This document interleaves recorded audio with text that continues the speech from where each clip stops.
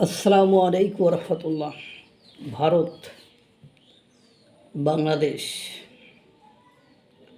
দুই দেশের মধ্যে খেলা জমে গিয়েছে। এখন ব্রেন্টের খেলা চলছে। কে কতটা খেলতে পারে, কে কতটা সাইজ করতে পারে সেটাই চলছে। যদিও সীমান্তে যে উত্তেজনা বিরাজ করেছে, এই উত্তেজনা কোঅপারেটিভ গভর্নমেন্ট থাকলে বাংলাদেশে যে ভারতের সাথে কোঅপারেশন বা সমন্বয় করে চলে, ভারতের সাথে বন্ধুত্বসুলভ আচরণ করে, হয়তো এই ধরনের অবস্থা বা প্রেক্ষাপট তৈরি হতো না, এটাই দেখা যেত। কিন্তু দুর্ভাগ্য হলো সত্য যে ভারত তার নিজ স্বার্থে এটা করবেই। কারণ আমি আপনি যতই বলি না কেন, এটাকে কোনোভাবে থামানোর বা এটা থেকে বিরত রাখার কোনো উপায় আছে কি না আমার জানা নেই। দেখেন, বাংলাদেশে ভারতের নতুন হাইকমিশন দীনেশ ত্রিবেদী তিনি প্রবেশ করেছেন। প্রবেশ করেই অখণ্ড ভারতের একটা আভাস তিনি দিয়ে দিয়েছেন ইতিমধ্যে। সেরকমই তো মনে হচ্ছে, কেননা তেনার যে বক্তব্য, ওনার ওই বক্তব্য তিনি বলেছেন, আমি যা করব অধিকাংশ জনগণ খুশি হয়ে যাবে। এবং তিনি বলেছেন, বিশ্বে অর্থনৈতিক শক্তিশালী রাষ্ট্রে পরিণত হবে বাংলাদেশ, ভারতের সাথে যদি বাংলাদেশ যুক্ত হয়। এবং তিনি বলছে, আমি যে হেঁটে প্রবেশ করলাম তাতে মনে হলো না এখানে সীমান্ত রয়েছে।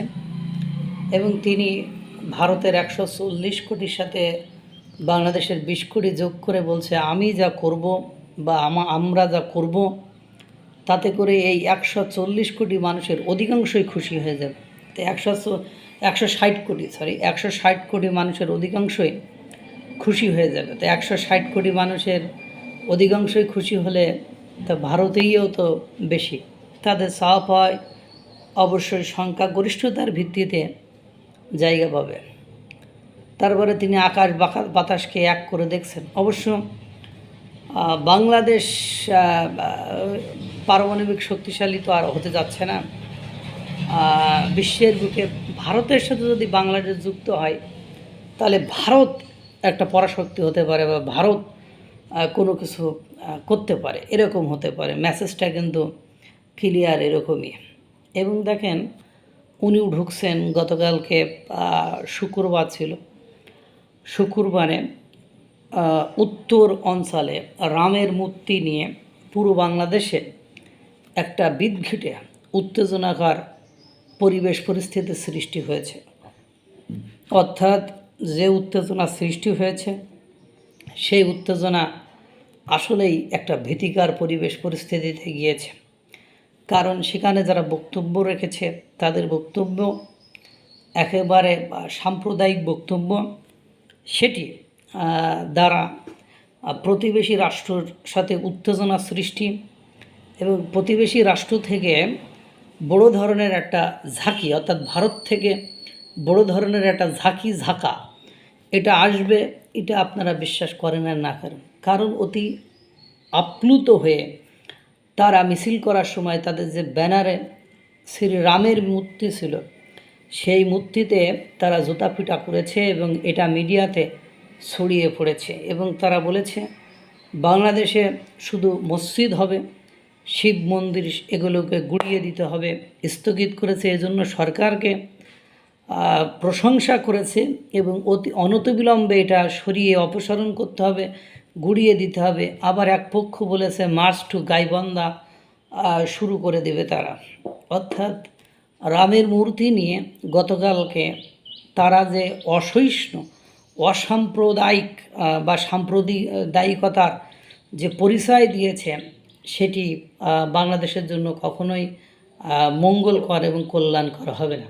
ভারতের আমি আপনি আমাদের দেশে সংখ্যাগরিষ্ঠ বলে যে কাজটি করতে চাচ্ছি, ভারতে হিন্দুরা সংখ্যাগরিষ্ঠ, তার রামের ভক্তরা সংখ্যাগরিষ্ঠ, তাহলে তারা কি করবে? আমরা যদি সংখ্যাগরিষ্ঠতার ভিত্তিতে এদেরকে এদের ধর্মের অবমাননা করি, তাদের ধর্মের সর্বোচ্চ মানে তাদের মান্য সেই মূর্তিকে যদি জুতাপিটা করি, তাহলে তারা কী করবে? বিষয়টি যারা ভাবেনি, আর এটা নিয়ে দেখবেন উত্তেজনা একটা কঠিন পরিবেশ পরিস্থিতির দিকে মোড় নেবে, যেটাকে নিয়ন্ত্রণ করা কঠিন হয়ে যাবে। আমার কেন যেন মনে হচ্ছে দীনেশ ত্রিবেদী, উনি একজন রাজনীতিবিদ এবং ভারতের সবচেয়ে শক্ত যে প্রতিষ্ঠান রেল স্টেশন, রেল, তার উনি নাকি মন্ত্রী না প্রতিমন্ত্রী ছিলেন। যাই হোক, এখন ঘটনা হলো ওনার মতো একজন ব্যক্তি রাজনীতিবিদ যদিও হেসে হেসে কথা বলেন, ছোট করে কথা বলেন, একদম সাবলীল সরল সহজ ভাষায় বলেন, কিন্তু সেটার ডিপনেস অত্যন্ত কঠিন। এবং পাশাপাশি আপনারা দেখেন